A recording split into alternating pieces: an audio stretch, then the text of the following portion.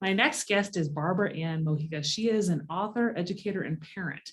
Barbara has provided tools to inspire, entertain, and educate youth for decades. History is a key to solving today's problems. She was tired of being bombarded by social media noise, so she is now a truth teller about history. She is a retired educator. Her education career spans more than 40 years as a teacher, special educator, principal, and school district administrator. Using the whimsical Little Miss History character to narrate her book series, she makes learning history fun. And she believes if you don't know your history, you don't know what you're talking about. Welcome to the podcast, Barbara Ann. Thank you so much, Dana. Well, tell me about a time when you were in the trenches and managed to crawl out. Okay, many times, but I can think the two most important. First one was I was teaching for about 6 or 7 years, and I had my first child, so I went on maternity leave. I was teaching in a private school, so there was no union, and at that time there were no governmental protections for maternity leave either. So a couple of weeks before the new contract signing, I got a letter from the assistant principal telling me that experience has proven that it's better for mothers to stay home with their children. So I debated for a moment or two how I was going to respond to that letter. And I decided to take the approach of I'm going to ignore it. So what I did was I called up the office and I said, well, I know that it's a couple of weeks before contract signing. Would you please give me a good date and time to sign my contract? So the secretary said she would pass on the message, and she did. And 2 days later, I got a call, come in and sign your contract.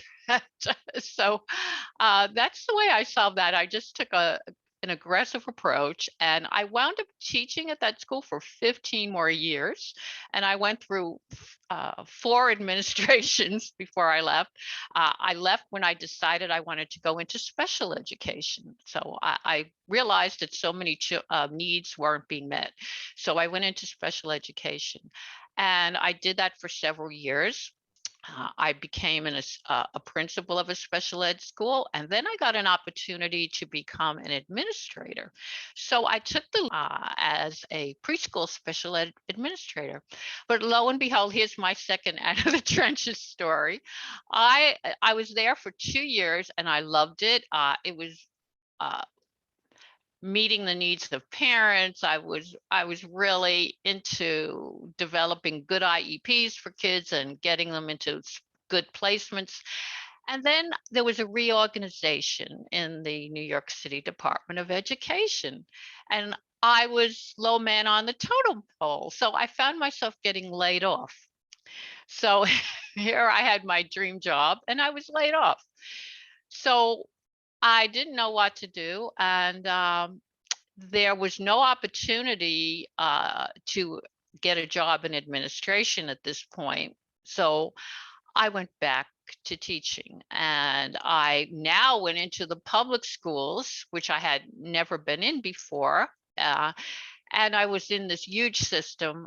So I had to go from job to job for a while as a substitute, and I finally landed a job in a school that was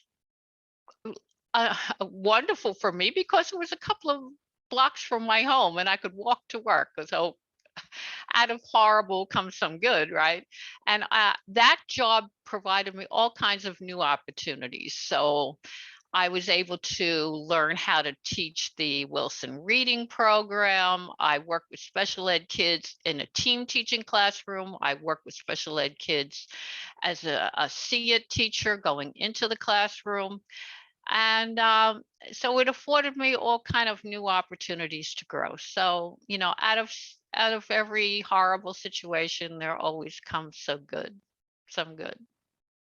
Yeah, and that's quite a story of kind of your journey through education and, having been a principal and then having to work your way back through many teaching jobs. And then you just, you discovered other programs, and yeah, it's a good way to look at it. So let's talk a little bit about what you're passionate about most and why anybody should care about history. Okay, well, loved history as a child because I was always interested in people and where they came from and the places they came from. So my love of history developed very young. But when I was in high school, I had a fantastic history teacher who was very dynamic and animated and made history come alive. And I had not planned to go to college because my parents were not well to do, and there was no money for college. But this teacher encouraged me and she told me, Barbara, you have to go to college. So then and there, I determined that's what I was going to do. And that's what I did. I wound up going to college, getting into a school that gave me an opportunity to go to college at that time for free if I had the grades to get in. It was a system operated by the city, and it was a merit system at that time. So I got into college, graduated in 3 years, wound up getting a scholarship to a master's program, and I got my master's degree in history. But after that, I decided I love kids. So I combined my passion of loving history with with teaching and working with kids. So that's how those two came together. But I think history is so important because it's one of the best ways for children to learn about critical thinking, because history is so important to all of us. Everything is wrapped in our memories, and history is really nothing but memory. If you look at the definition of the word history, means to seek and to know. And when I talk to children about history, I tell them, well, you can see that there's a word story within history. So that's what history really is. It's not a bunch of dates and facts, but it's a story of real people just like you and me. And then I give them illustrations of how everybody has a story and how we can't know where we're going to go if we don't know where we came from. And children are always asking questions, who and what and when and why. So I connected with that. And that's what history does. It answers those questions for us. And if you are a person in history, you are just part of a whole process, because there are people that have come before you. There are people that will come after you. But when you're born right in the middle of that story. So I tell them that the day you're born, you become a character in history and you develop your own history. And from here on in, you are a part of this story. So history is important for ourselves.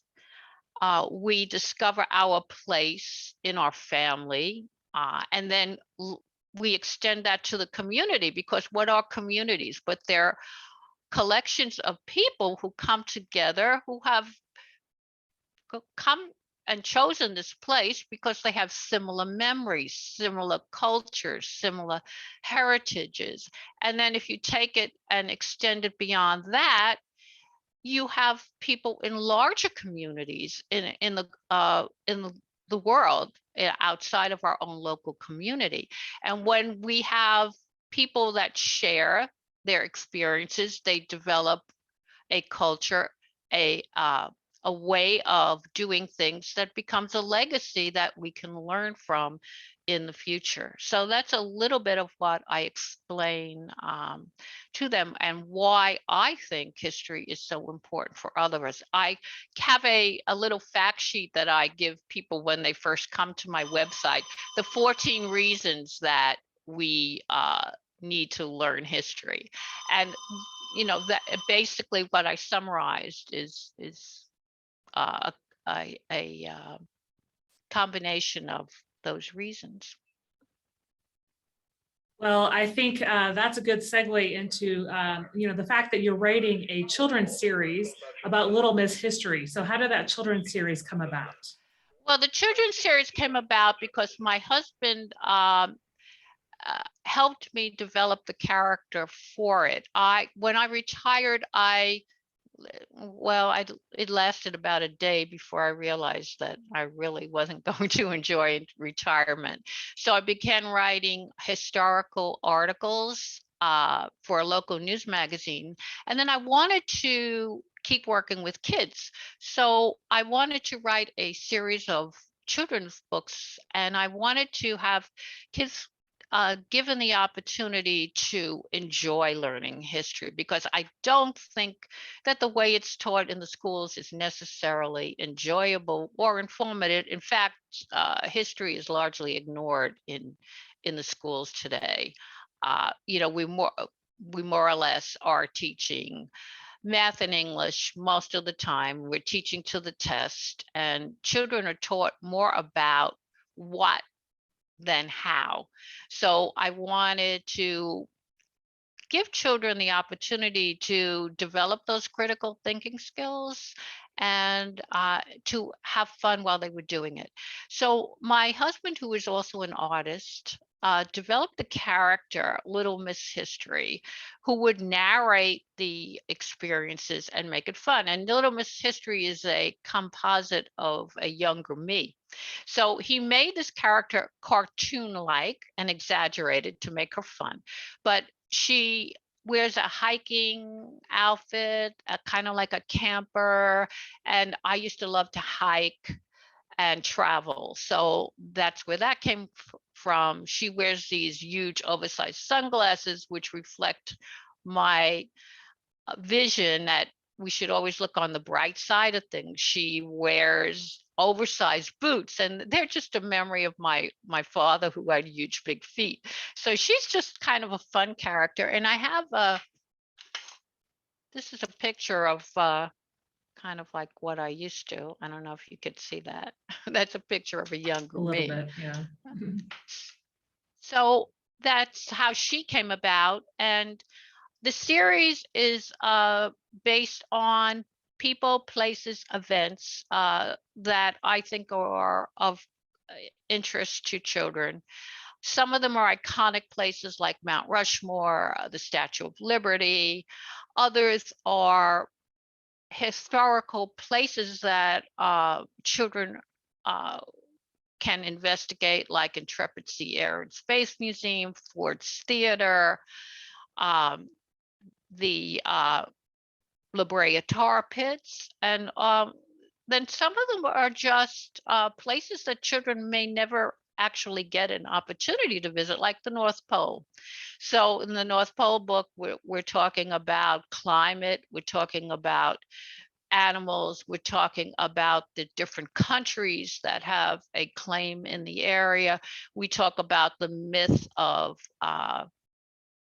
Santa Claus, how that developed. And although I don't take a stand one way or the other on the reality of Santa Claus, I do investigate where the whole tradition came from. So my books are really multidisciplinary. Well, I'm talking about history and culture.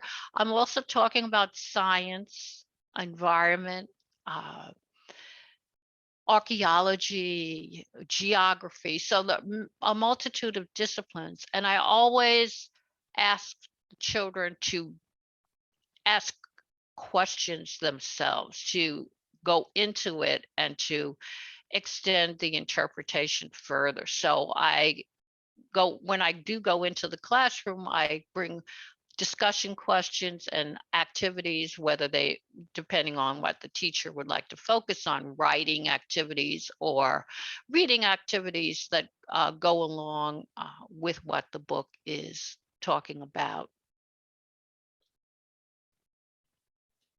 Great, great.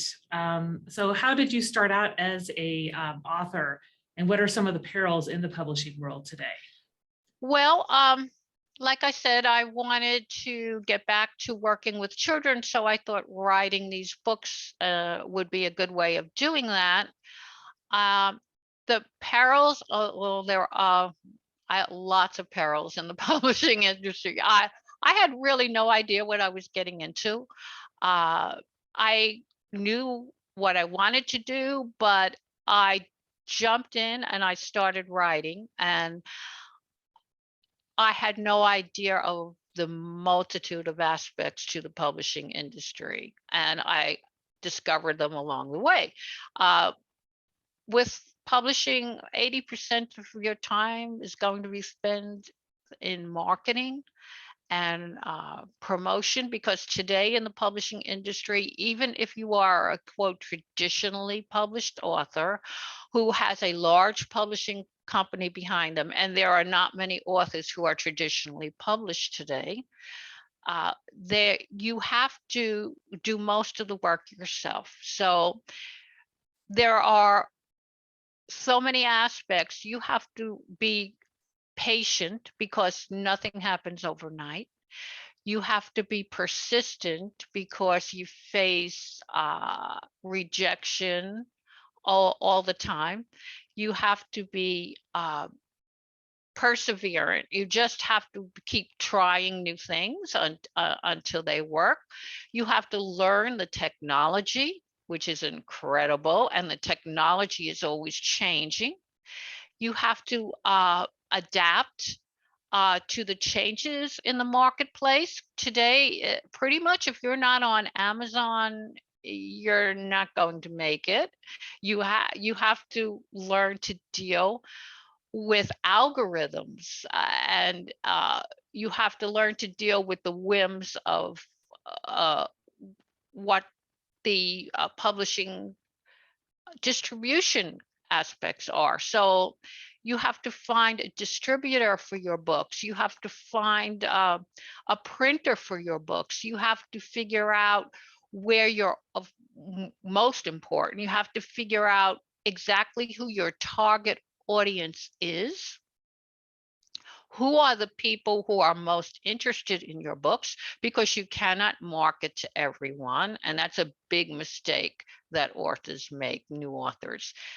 They think everybody is going to love their book, and when you're writing for children, you have the aspect of you're writing for the children, but who are buying the books? Well, it's the parents, the grandparents, the teachers, the librarians who might be buying the books. So you have to be aware of, you are writing for the children, you are also writing for the people who are buying the books. And then there's social media. Uh, Social media is a big force, of course, and you have to discover what forms of social media are going to be most effective with your audience. You need to develop your own kind of brand or identity, and the brand or identity that you develop depends on the kind of audience you have, and it also depends on the relationship that you form with them, because you have to develop a relationship of trust, and you have to learn to understand what your audience needs and how you can give it to them, because really what you are doing is you are providing for the audience's needs. So you have to do other things besides write your book. So that's how you develop your platform and your identity. So there are so many aspects, and then there are the scammers. This There are lots of scams in the publishing industry today. So you have to constantly be on the lookout for people who are trying to sell you something that you don't need, sell you something that is not going to work for you. And of course, you're going to fall into some of the traps, and you got to get yourself out of the traps. I have author friends who have been involved with publishers who have scammed them, publishers that go out of business, uh, and horror stories of people who have lost their work and had it taken down, and then they had to start all over again. And then there's the piracy issues. There are people that just try to steal your work, and you have to be alert for that. You have to, if you find that, you have to go to the appropriate agency. Like if it's online, you can go to Google and they're very helpful. They will usually take things down if you can prove that there's been a piracy issue. But you have to be careful about your own work, and you have to make sure that you protect it. So my trademark and my logo are all copyrighted and patented, so that nobody can steal those. So I could probably spend a couple of hours on the pitfalls, but those are some of them.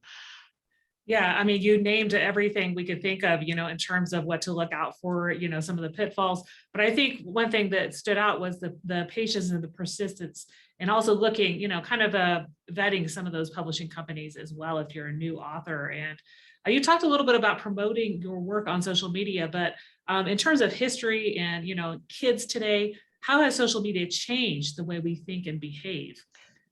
Oh, well, it's changed along with a lot of other things.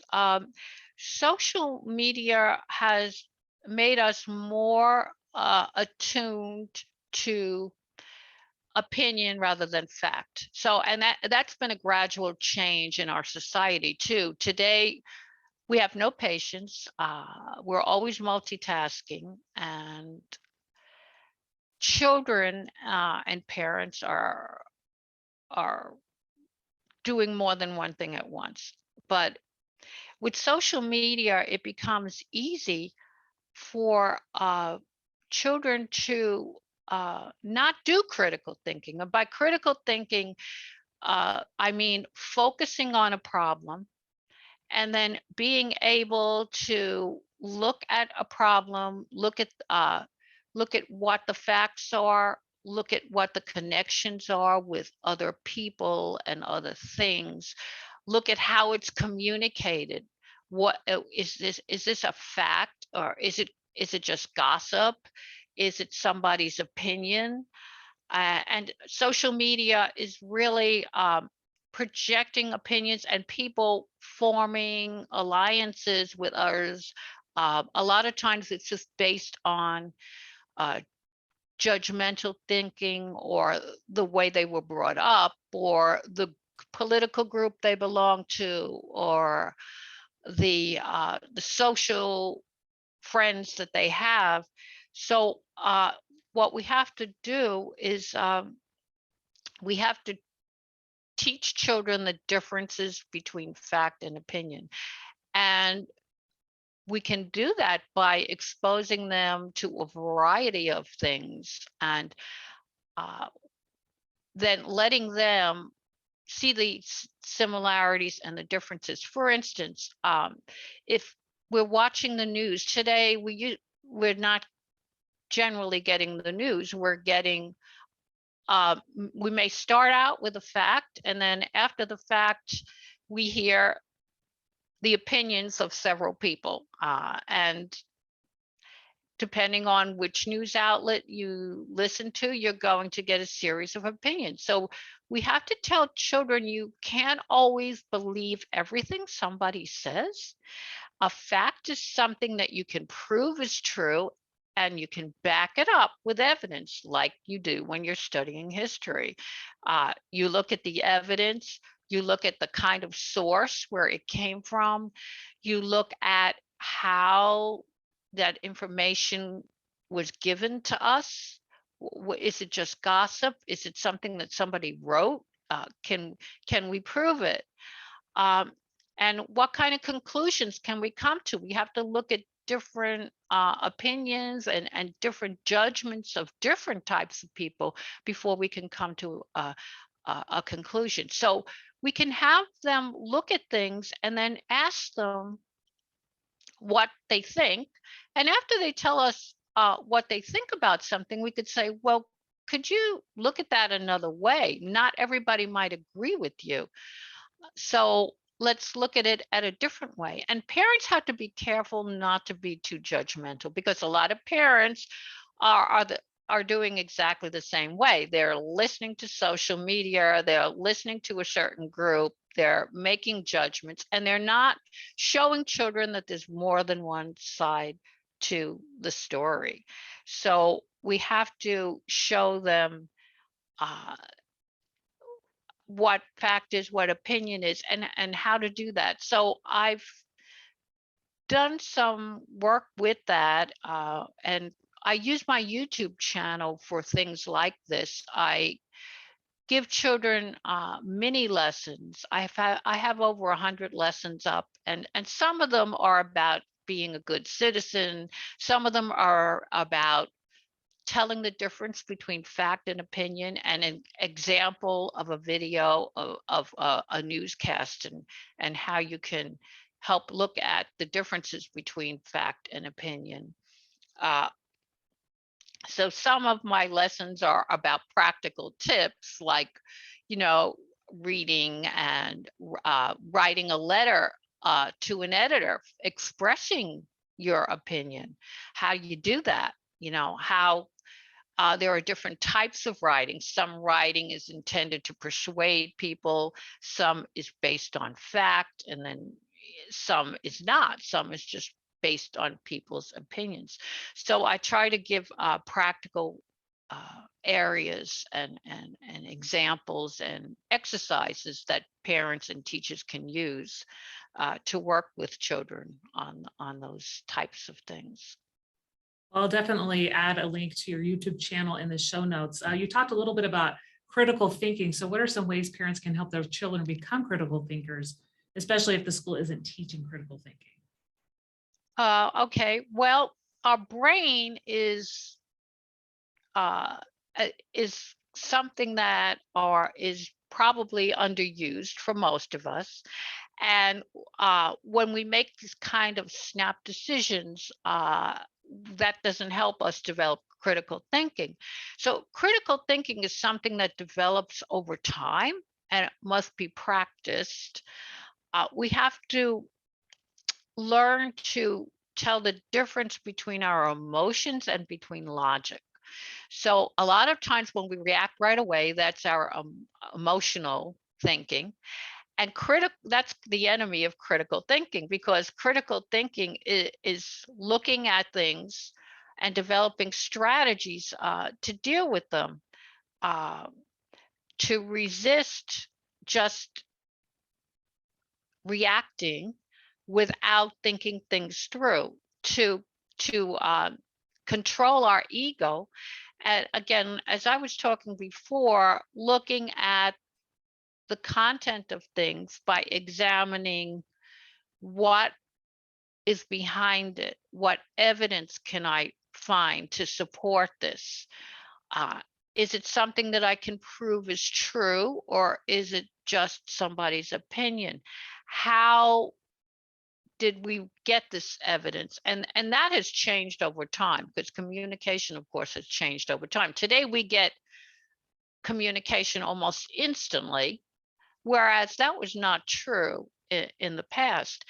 And that's not necessarily a good thing. We can't form a conclusion until we look at a whole set of issues, all of these things. So when we multitask and we're doing 5 things at once, we're not taking the time to examine the things that we should be examining. And we can't solve a problem if we're not finishing tasks. So we can teach children to organize themselves, just as parents have to organize their time. They have time for work, they have time for leisure.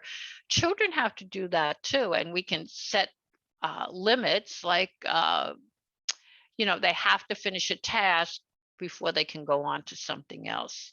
We can set rules for homework and show them, well, you have to hand this in tomorrow. So just like I have to finish a certain amount of tests in my job, you have to finish this before you can go on to something else. We can teach them that discovering new things is a good thing, and that we don't always have to do things the same way. We should encourage children to come up with alternate ways of doing things, to kind of be bold in a way, to not always stick with what's comfortable, but to teach them that change is a good thing. Now, a lot of times we're afraid of change because we get comfortable in, the way we've always done things, and it's kind of easy to follow the familiar path. And the routine, in a sense, is the familiar path. But if we can look for different ways of doing things, we can also understand how different people don't think the way we think. There are different ways of handling things, and sometimes somebody else's way might be better than our way. So children have a natural curiosity, and they always want to investigate and get to the bottom of things. So we should encourage the curiosity, and let them find their own solutions to problems and come up with new ways, and encourage them to do that. Don't just always say, well, don't do that, we can do it this way. When they get stuck with a problem, let them solve the problem. The zipper's stuck, and okay, don't go over and help them fix the zipper. Let them fool around with it for a couple of minutes and see if they can do it themselves. So be a good example, and show that in your own thinking. Let them see that you don't always do things the same way, that, oh, maybe there's a different way of doing this. And maybe somebody else that we thought was wrong has a valid viewpoint after all. Yeah, I think those are great ways of, enabling students to be better thinkers, like the curiosity piece, setting the limits, and, having them finish tasks first. We really need to be cognizant of that with today's youngsters. So we had a really good discussion about history, social media, you getting into publishing. Out of everything we talked about today on the podcast, what's one thing you'd like listeners to remember? Well, my slogan, I think, if you don't know your history, you don't know what you're talking about. If you want to understand how we got to where we are, how to create a better day today, and then looking at alternatives to prepare for maybe even a better future, I think we have to use history. We have to look at history in the sense of, how was it positive? How was it negative? How can we learn? And how can we improve? Great. Where can people connect with you and find you online? Well, my website is the best place, which is simply www.littlemisshistory.com.